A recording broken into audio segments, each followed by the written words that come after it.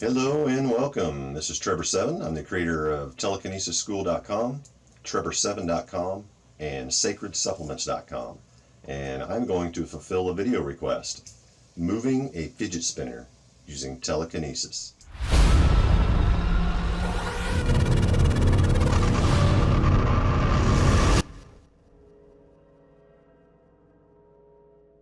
Hey guys, hope you're having a great summer.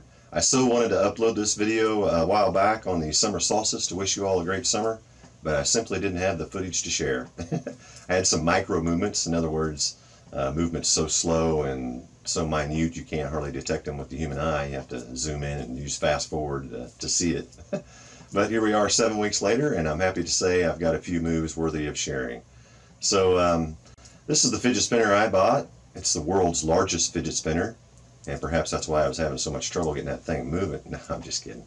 I got a ZEC Pro, which is actually a pretty nice heavy-duty sucker, and a lot heavier than those ones you can buy at New World Order Mart. Although in hindsight, I wish I'd started with a little lighter plastic one. Probably been a lot easier. But the harder you work at something, the more rewarding it is when you get some success. So, but anyway, these things come in a variety of different shapes, sizes, and colors, and people are doing all kinds of cool things with them. And actually, the lady who invented them, Catherine Hedinger, at least that's what my research tells me, she's not really even making any money off these things. She thought of it back in the 80s and kind of took her a while to get a good design. Then she introduced it to, I think it was Hasbro that bought them in the 90s. And now she's not making a dime off of them. You know, the big corporations are the only ones getting rich. But I digress. Anyway, I want to upload this video. A lot of people, I think over a dozen people asked for it. And honestly, I thought it was a stupid idea, but now I'm actually glad I did it because I did learn some things, and I'm going to share some tips with you that may help you guys, not only with moving a fidget spinner, but with moving any target. All right, so let's get right into the video, and I will include some commentary.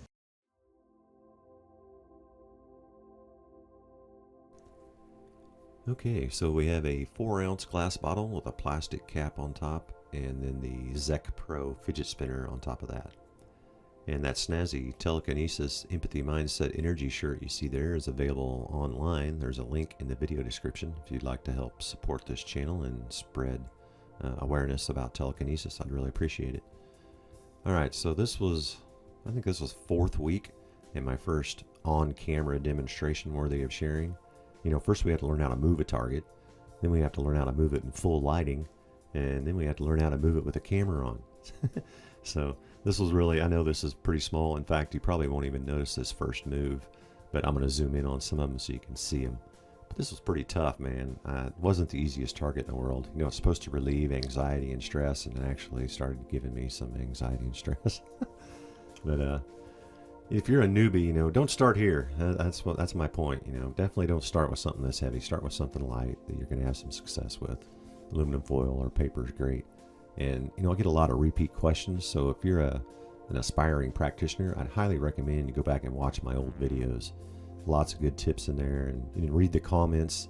You'll learn a lot. In fact, you'll know a lot more about telekinesis than I did when I began. But anyway, this was pretty tough starting off, but I did learn a lot. And, you know, I went online looking for inspiration, and I couldn't find any videos of anybody moving fidget spinner with telekinesis. So this is groundbreaking stuff, guys. Thanks for the request. Now, here's a little trick. I had a hard time empathizing with this fidget spinner, so I used some sensory deprivation. And those of you who have joined Trevor7.com know all about this. But generally speaking, when we want to acquire empathy, we use extreme familiarization. In other words, we memorize how it looks, how it feels, how it smells, how much it weighs, you know, the balance point, where it was made, as much information as possible. But beyond that, if we just turn off our senses, you know, our senses are very useful, but they're also filters that block out other abilities. So if you can turn off your senses and just kind of do what I'm doing here, see, I'm just relying entirely on intuition and feeling, and it kind of takes away from the complexity of that target. When I look at it, it was very intimidating, you know, a lot of moving parts, and I just couldn't empathize with it. But after I did that exercise for a while, it really increased my empathy, and I started focusing more on the feeling than the appearance, and it really helped me out a lot. Of course, I'm a feeler. There's a lot of people, you know, some people are seers, and some people are thinkers, and Some people are willers, and there's a lot of different approaches. But for me, it's all about empathy. So if I don't feel the target, I don't have the connection.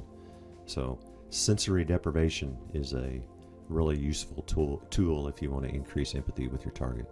Aside from just bonding, you know, I carried that thing around and fiddled with it for weeks and weeks. Anyway, I'm getting a few hands move here. I'm zooming in. Hopefully you can see that. That was a pretty decent one. Moving left and right, and of course, as always, just kind of working my way up to a no hands move. And when I got my first no hands move on camera, I was ready to upload right then and there.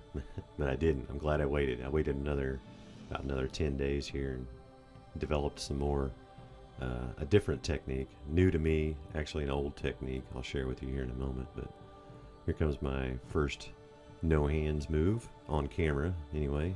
That's detectable by the human eye. Oh man. Alright, I'm just going to be quiet and just savor this moment.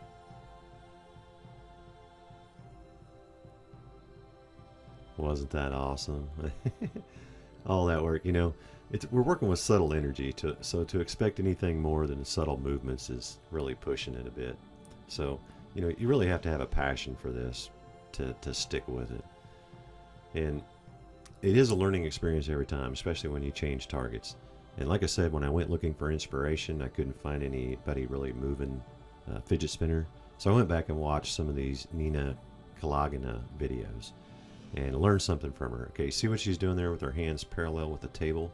Well, notice the palms are also even with her heart. And what I think she's using is heart chakra. You know, we can project energy through our eyes or through our third eye or through our solar plexus or through our palms in all different ways. But if you focus on your heart chakra and get a flat surface about even with it and keep your hands parallel, that energy seems to just naturally flow that way. And once I got a few moves doing it that way, I was like, whoa, this really works. I'm onto something. And I think I stayed up till 4 a.m. that first night when it started working. It's like, man, this is all groundbreaking stuff here. It's really cool.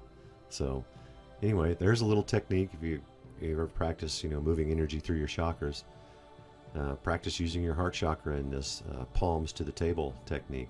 And look at that. I was so happy I got something to move in a container. Now there was a good 40 minutes of footage to get 2 moves, so it looks a little better than it was, but still, I was like, woohoo! All right, man, there's a ton of good stuff coming up on this channel, so stick around and stay tuned and ring that bell, and I'll upload some more soon. This is Trevor7. Thanks for watching. Good day.